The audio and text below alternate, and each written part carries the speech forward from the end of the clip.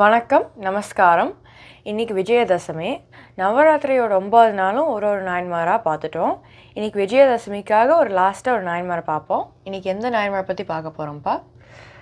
வணக்கம், நமஸ்காரம். இன்றைக்கி நம்ம விரண்மெண்டார் அப்படின்ற ஒரு நாயனாரை பற்றி பார்க்க போகிறோம்.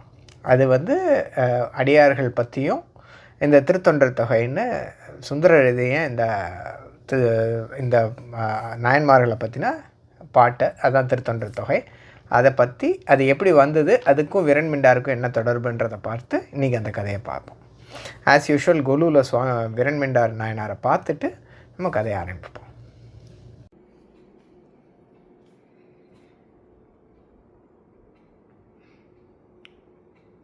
விரண்மெண்ட நாயனார்.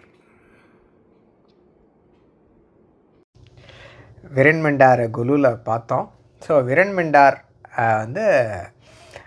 மலை நாட்டைச் சேர்ந்தவர், அதாவது தற்காலிக கேரளாவை சேர்ந்தவர். கேரளாவில் அவர்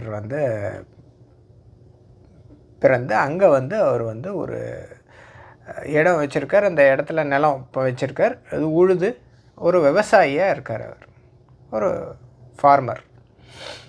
அவர் விவசாயம் பண்ணுற காலங்களில் எப்படின்னா, அவர் ஒரு நல்ல சிவபக்தன்.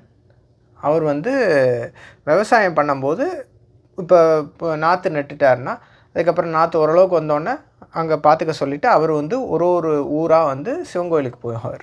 ஒரு ஊராக ஒரு ஸ்தலமாக போய் அந்த சிவக்ஷேத்திரங்கள்லாம் பார்த்துட்டு அங்கே இருந்து அந்த அடியார்களோட கலந்துரையாடி பேசி சிவனோட பெருமைகளும் சிவத்தை பற்றி எல்லாருக்கும் சொல்கிறது, இதுதான் அவரோட இதுவாக வச்சுட்டுருக்கார்.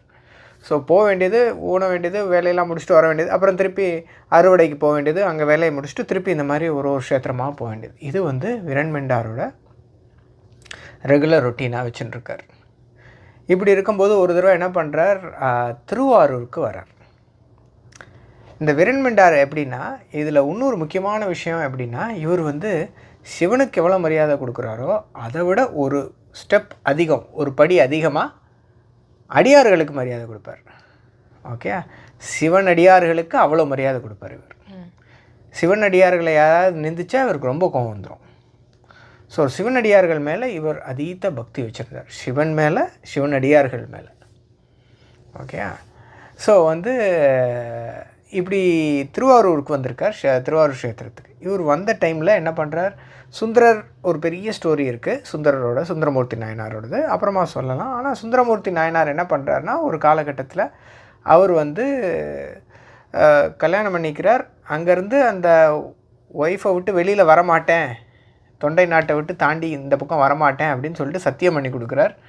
காதல், அவர் மனைவி மீது இருக்கிற காதல் பண்ணின சத்தியமாக இல்லை சுவாமி மேலே உள்ள பக்தியாக, திருவாரூரோட ஈசனை பார்க்காம அவரால் இருக்க முடியல, அந்த தியாகராஜரை பார்க்காம அவரால் இருக்க முடியல. ஸோ இது மூணில் எதுன்னும் போது அவர் பக்தி, சுவாமி மேலே உள்ள பக்தின்னு தியாகராஜரை பார்க்க கிளம்பி வந்துடுறார்.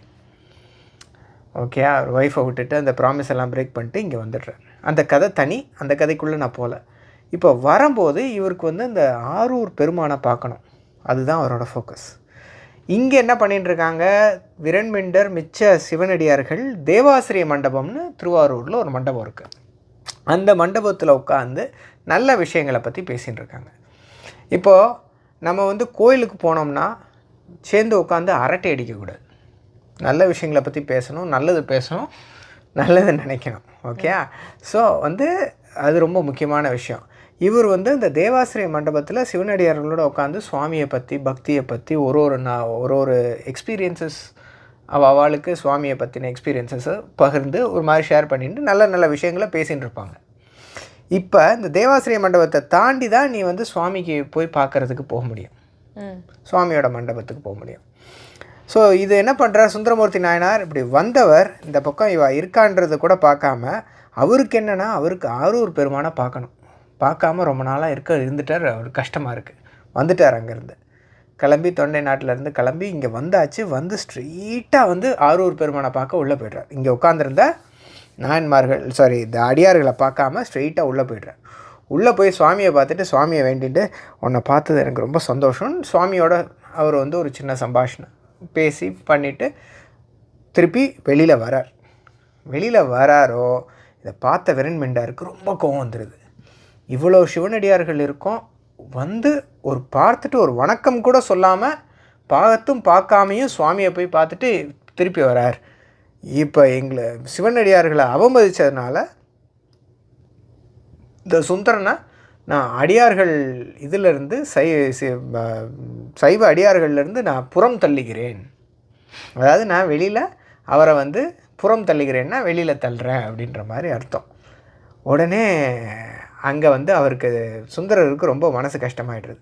அவருக்கு என்னென்னா, எனக்கு ஆரூர் பெருமான் மேலே இருந்த ஒரு அதீத பக்தி, வேறு எதுவுமே எனக்கு தெரியல, அதனால் அங்கே போயிட்டேன் இப்போது அப்படின்னு சொல்லிட்டு அவர் மனசுக்குள்ளே அதான் நினைக்கிறார். அதனால தான் அவர் பார்க்காம போனார். ஆனால் தப்பு தான் அப்படின்றத சொல்கிறார். ஆனாலும் விரண்மெண்டர் கோவம் போகல. இந்த சுந்தரனுக்கு தப்பு பண்ணதுக்கப்புறமும் இந்த சுந்தரனுக்கு அருள் செஞ்ச அந்த சிவத்தையும் நான் சைவத்திலேருந்து ஒதுக்குகிறேன் அப்படின்றார். யாரை? சிவனையும் சுவாமியவும். அதான் அதில் தான் வந்து இதுவே. இப்போது என்ன ஆகிடுத்து, இவரையும் ஒதுக்குறார். யாரை? சுந்தரனையும் ஒதுக்கிட்டார். சுவாமியும் சைவத்திலேருந்து நான் புறம் தள்ளுகிறேன் அப்படின்றார். சுவாமியே இல்லைன்னா சைவம் ஏது, பட் இருந்தாலும் அவருக்கு அவ்வளோ ஒரு இது. ஓகேயா? இப்போ என்ன ஆகுது, இதுலேருந்து ஒரு முக்கியமான விஷயம். அதாவது விரண்மெண்டார் வந்து சிவனடியார்களை யார் நிந்திச்சாலும் அவன் மேலே அவருக்கு கோவம் வந்துடும். சிவனேவாக இருந்தால் கூட கோவம் வந்துரும்ன்றது தான் முக்கியமான பாயிண்ட்டு. இங்கே யாரும் நிந்திக்கலை. இவர் ஒரு இதில் போயிட்டார், வந்துட்டார். ஆனால் புரிஞ்சுட்டார். நான் இப்போ ஒரு வணக்கம் சொல்லிட்டு போயிருக்கணும், சொல்லாமல் போயிட்டேன். இப்போ யாரை பார்த்தாலும் ஒரு ஹலோ ஹாய்ன்னு சொல்கிறது வந்து நல்ல விஷயம். அது கோயிலுக்கு போயாச்சுன்னா நம்ம நாயன்மார்களை பார்க்காம சுவாமியை பார்க்கறது, நாயன்மார்களை ஒரு எட்டாவது சும்மா பார்த்து ஒரு பக்தியோடு பார்த்துட்டு அப்புறம் சுவாமியை பார்த்தா தான் முழுமையாக இருக்கும் நம்ம சுவாமியோட தரிசனம். சுவாமியை மட்டும் பார்த்துட்டு வந்துட்டால் அந்த தரிசனம் முழுமைன்னு சொல்ல மாட்டேன். இதையும் பார்த்துட்டு அதை பார்க்கணும். ஓகே, அதான் முக்கியமான விஷயம். இப்போ என்ன பண்ணுறார், சுந்தரமூர்த்தி நாயனாருக்கு ரொம்ப வருத்தமாயிடுறது. திருப்பி ஆரூர் சுவாமிகிட்ட போகிறார். போய் சுவாமி நான் என்ன பண்ணுறது அப்படின்னோடனே சுவாமி சொல்கிறார், ஆமாப்பா உன்னையும் புறந்தள்ளிட்டான், என்னையும் புறந்தள்ளிட்டான், இப்போ என்ன பண்ணலாம் அப்படின்னு சுவாமி சொல்லிவிட்டு, எல்லாம் ஒரு விஷயத்துக்கு தான் அப்படின்னு சொல்கிறார். சுவாமி பண்ணுற நாடகம் தானே எல்லாமே, ஸோ இதுவும் ஒரு விஷயத்துக்கு தான் அப்படின்னோன்னா சுவாமி என்ன சொல்கிறார், அடியார்களோட சிறப்பை எல்லாருக்கும் இந்த உலகத்தில் தெரியணும், அதற்காக இந்த தருணத்தை நம்ம உபயோகப்படுத்திக்கலாம் அப்படின்னு சொல்லிவிட்டு சுவாமி என்ன சொல்கிறார், ஃபஸ்ட்டு எடுத்தோன்னே இந்த பாட்டை எடுத்து கொடுக்குறார் சுந்தரமூர்த்தி நாயனாருக்கு. அப்புறம் சுந்தரமூர்த்தி நாயனார் சொல்கிறார், இந்த பாட்டை நீ நானும் சேர்ந்து சொல்லுவோம். தில்லைவாள் அந்த நர்த்தம் அடியார்க்கும் அடியேன், திருநீலகண்டத்து குயவனார்க்கு அடியேன், இல்லையே எண்ணாத இயற்பகைக்கும் அடியேன். இந்த மாதிரி தில்லைவாள் அந்த நர்த்தம் அடியார்க்கும் அடியேன்னு சுவாமி எடுத்து கொடுக்குறார். யார்? தியாகராஜர். அதுக்கப்புறம் இவர் அந்த பாட்டை பாடி முடிக்கிறார். அதில் எல்லா நாயன்மார்களை பற்றியும் சொல்கிறார். 60 நாயன்மார்களை பற்றி அதில் அந்த பாட்டில் சொல்கிறார். அப்புறம் தொகையடியார்களை பற்றி சொல்கிறார். இது போக அவரோட அம்மா அப்பாவை அப்புறமா சேக்கிழாரை வந்து அதை ஆட் பண்ணுறார் பெரிய புராணத்தில். ஓகே, இந்த திருத்தொண்டர் தொகை தான் பெரிய புராணத்தோட மெயின் சோர்ஸ். திருத்தொண்டர் தொகையை எடுத்து தான் அதை விஸ்தாரப்படுத்துகிறார் சேக்கிழார் பெரிய புராணத்தில். இன்றைக்கி நம்மளுக்கு பக்தி, சிவனடியார், இந்த சிவனடியார்கள் மூலமாக தான் பக்தினா என்னன்னு தெரியுது. பக்தி மூலமாக சிவன் கடவுள்ன்ற விஷயம்லாம் நம்மளுக்கு இருக்குது. இதுக்கு முக்கியமான காரணம் அடியார்களுக்கு மரியாதை கொடுக்கணும் அப்படின்ற ஒரு இதில் வந்தது தான். ஸோ இவர் கோவப்பட்டோன்னே இவர் பாடி முடிக்கிறார். இந்த பாட்டை பாடி முடித்தோன்னே அகமழிந்து ரொம்ப மகிழ்ந்து போயிடுறார். ரொம்ப ஹாப்பி ஆகிடுறார் விரண்மெண்டர். ஹாப்பி ஆகிட்டு, நான் சுந்தரரை போய் அப்படி சொல்லிட்டேனே அப்படின்னு சொல்லிவிட்டு, சுந்தரரை நான் புறம் தள்ளலை, சுந்தரர் சைவத்தில் அடியாருக்கு அடியாராக நான் போட்டுருவேன் அப்படின்னு சொல்லிட்டு அவர் சுந்தரரை வந்து போட்டிருக்கிறார். அப்போ உடனே சிவபெருமான் அருள் புரிந்து காட்சி கொடுக்குறார். விரண்மெண்டருக்கு காட்சி கொடுத்து என்ன சொல்கிறார், நீ வந்து சுந்தரர் மட்டும் புறந்தள்ளியிருந்தேன்னா நீ கொஞ்சம் சுயநலத்தோடு இருக்கேன்னு சொல்லலாம். அகப்பற்று புறப்பற்றுன்னு இருக்குது. அதாவது எனக்கு வெளியில் இந்த ஐஸ்கிரீம் சாப்பிட்றது பிடிக்கும், சாக்லேட் சாப்பிட பிடிக்கும், இதெல்லாம் வந்து விடுறது கூட ஈஸியாக. ஆனால் அகப்பற்று உள்ளுக்குள்ளே இருக்கிற சிவன், உனக்கு உன் சுவாமி ரொம்ப பிடிக்கும், நீ சுவாமியும் விடுறேன்னு சொன்னது பெரிய விஷயம்.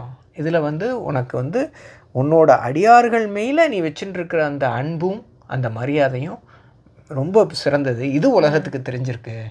அதனால் உனக்கு இந்த மாதிரி ஒரு ஆளுக்கு தான் சிவகணங்களின் தலைவனாக பதவி கொடுப்பேன் அப்படின்னு சொல்லிட்டு அவருக்கு என்ன பண்ணுறார், அவருக்கு சுவாமி வந்து மோட்சம் கொடுத்து சிவகணங்களின் தலைவனாக்கி அவருக்கு இன்னிலேருந்து விரண்மிண்ட நாயனார்ன்ற ஒரு பதவியை கொடுக்குறார். அண்ட் இந்த தில்லைவாழந்தனர்தம் பாட்டிலையும் விரண்மிண்டார் பேர் வரும். சுந்தரர் பாடி முடிப்பார். பாடி முடிச்சுட்டு அடியாருக்கு அடியேன்னு சுந்தரர் எல்லார் அடியாருக்கும் நான் அடியேன், எல்லா அடியாருக்கும் நான் அடியேன் பாடிகிட்டே இருப்பார் அந்த பாட்டில். அருமையான பாட்டு. இது எதுக்கு சொன்னேன் அப்படின்னா, குழந்தைகளுக்கு பெரியவாளுக்கு முக்கியமான விஷயம். அடுத்த தடவை சிவன் கோயிலுக்கு போகும்போது எல்லா நாயன்மார்களை அப்படி இருக்கிறது கூட பார்க்காம ஸ்ட்ரெயிட்டாக உள்ளே போயிடாதீங்க. ஒரு ஒரு நாயன்மாரை ஒரு கிளான்ஸாவது பார்த்துட்டு போங்க. ஒரு 5 நாயன்மார் இல்லை ஒரு 10 நாயன்மார் வச்சுக்கோங்க. ஃபோக்கஸ் பண்ணி அவளை பார்த்துட்டு அதுக்கப்புறம் உள்ள சுவாமியை போய் பாருங்கள். பார்த்தா தர்ஷனம் முழுமையாக இருக்கும்ன்றது என்னோடய எண்ணம். அருமையான கதை, அடியார்களை பற்றின கதை. அடியாருக்கு சிவனுக்கு பக்தி, சிவன் அடியார்களுக்கும் பக்தி அப்படின்றது தான் இந்த கதையோட நோக்கம். ரொம்ப நன்றி. லைக் பண்ணுங்கள், ஷேர் பண்ணுங்கள், மறக்காமல் உங்களோட ஃபேவரட் நாயன்மாரை காமெண்ட் பண்ணுங்கள்.